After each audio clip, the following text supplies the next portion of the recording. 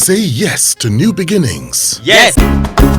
Say yes to new beginnings. Yes. Say yes to... What would you say is the biggest mistake that any journalist can make? You know, the biggest mistake any journalist can make is to sell a story. To sell a story? To sell a story. Okay, what do you mean by to sell a story? And yeah, to sell a story is to have a story and to allow someone be able to buy out the story. Okay. The reason is because people trust you. You are the conscience of the people. You are the conscience of the nation, and in fact of the public. And you are their mouthpiece. You ask the questions they've been dying to ask, but they can't. You're the one who extracts for them the information they've been dying to get. So the worst thing you can do is to betray that trust by having a good story and selling it. What are the legitimate avenues, through which a journalist can make money? There are tons and tons of them. Tons and tons, I have to say. I remember that when I started journalism, we were not paid a whole lot. We were paid... I can still bring my first pay slip. And I'll tell you what happened once. I went to interview the sculptor, Fred, who was that major sculptor. He built he sculpted something in First Bank. That was when First Bank just finished his head office. Fred Achibong. Fred Achibong. And I went to interview him. Then he was living in Sulere to come back to my house with all the money I had. And we finished the interview, and he after the interview he asked me to come for lunch, and I said I was hungry, and I was starving. I hadn't eaten, and then he offered me 15 naira, and I declined. I said, I'm sorry, I'm fine. And then I went with my 5 naira, jumped in the bus, and went back to my house in Maryland, still hungry.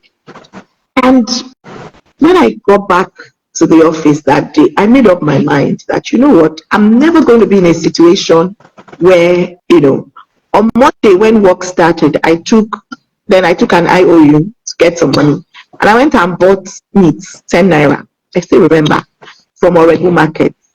And that was how I started my business on the side of frying meat, these beer meats, putting them in packs and selling. So I will fry meat in those packs. I will send to modern supermarkets and to some of the shops along our Oregu markets where people go to drink, along Oregu Road where people go to drink. And my other friends said I would make chin-chin and I would make queen cakes. And that was how I started having a business on the side. And then I went for, from there, I started seeing opportunities to write for the World Press Review. And when I would write one page of this thing, they would give me $50. At that time, that was a lot of money. So that's how, so as a journalist, it's being able to legitimately earn an income on the side. There's so many things you can do. These days, people look for who will do papers for them. People who look for who will write books for them. You can be a ghostwriter, and we already have great skills that people need, which you can use. And even, I know a lot of journalists who earn good money by stringing for people abroad. For the local, you have the local perspective. They can't get it, even if they send somebody from BBC down here. They need you. You won the CNN African Journalist of the Year Award, Nigerian Media Merit Awards 2 times, Diamond Award for Media Excellence 3 times. So what are the best ways to come up with award-winning stories? So the CNN African Journalist of the Year Award, it's really interesting because it was when, who was it? There was this fashion designer who died, before Fela died. Gosh, I can forget the name. And I looked at how Time magazine reported it, and I said, and that, around that period, I was watching TV, and that was when Fela was arrested, and they claimed that he had died, but he hadn't died. So I started watching. When Fela dies, I will write the best story ever written about Fela. And this is coming from a reporter who was not going to shine. I hadn't gone to this African shrine when I was doing this. You know, I said that watching it. So when they did so, but when that happened, I got into the newsroom and Musa said to me, the Fela story, go after it. You know, this story that Fela died, go after it, like he's sick. Da, da, da, da.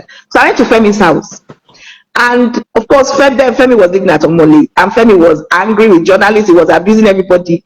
But I had done a story on Ras Kimono when he came out with Waterquan, and that story, because it didn't settle. Art reporters had decided to give me media blackout. I was working with Newswatch, and we're not allowed to give media blackouts.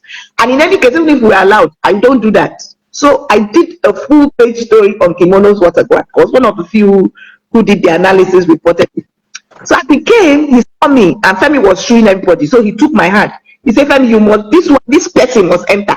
Femi said, why? He said, now my sister, she gets to enter. So he took me in, and I started. Femi spent the entire period abusing all of us. Now, Papa go die. On a day, Chris. This, Femi now. I say, no vex now. Yeah, which kind of vex be this? So I say, so how now? How Fela now? And I was talking with him. Anyway, grace, sometimes God's grace just works for you. So God's grace just worked. Yenny came in, they caused us, and I said, no vex now. Funke, his wife, came in, and so Yenny said she wanted to go to Calcutta. I said, I'll drive you now. So I drove her, took her to Calcutta, we came back. So suddenly I became a friend of the house anyway.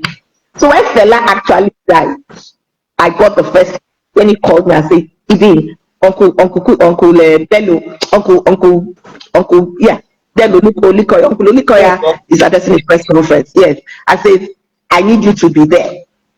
I said, we're safe for shrine. So it was a Sunday, I rushed to the shrine, and then of course, Yenny, Tommy took my hand and I took me in. So that was how I started off, I got the Fela story. But back to how do you get a good award-winning story? Tenacity.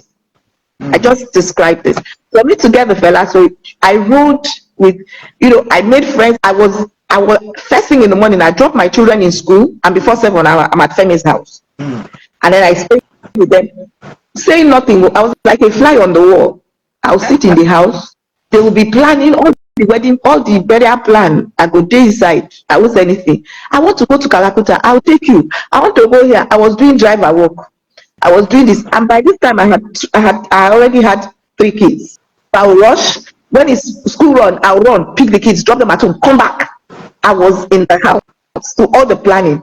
MIC when MIC when they got the MIC guys to plan, I sat in there. So I was part of MIC planning. I was listening to the extent that I wore the same dress with MIC pallbearers, and that was how I knew what time Fela was going to leave. I knew which monk he was.